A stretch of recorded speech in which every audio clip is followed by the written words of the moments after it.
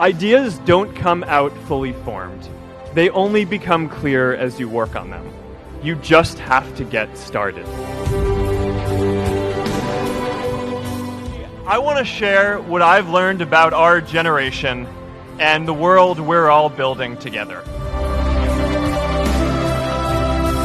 I'm here to tell you that finding your purpose isn't enough.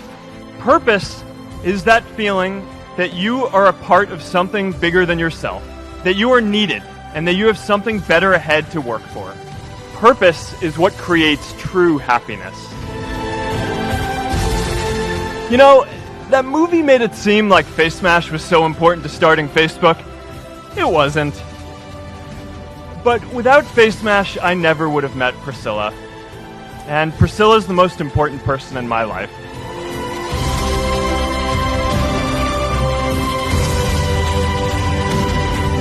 And a lot of people are feeling disconnected and depressed and are trying to fill a void in their lives.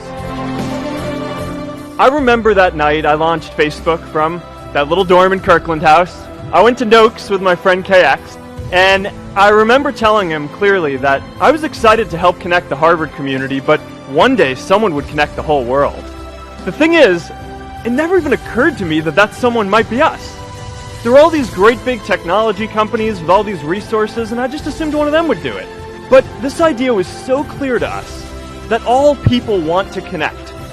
So we just kept working on it, day after day after day. We'll always get criticized for moving too fast, because there's always someone who wants to slow you down. Some big companies wanted to buy us. I didn't want to sell. I wanted to see if we could connect more people. Nearly everyone else wanted to sell. Without a sense of higher purpose, this was their startup dream come true, and it tore our company apart. After one particularly tense argument, one of my close advisors told me if I didn't agree to sell the company right now, I would regret that decision for the rest of my life. Relationships were so frayed that within a year or so, every single person on our management team was gone. That was my hardest time leading Facebook. I believed in what we were doing, but I felt alone. And worse, it was my fault. I wondered if I was just wrong. An imposter, a 22-year-old kid who had no idea how things actually worked. Now, years later, I understand that is how things work when there's no sense of higher purpose.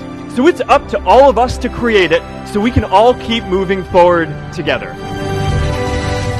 J.K. Rowling got rejected 12 times before she finally wrote and published Harry Potter.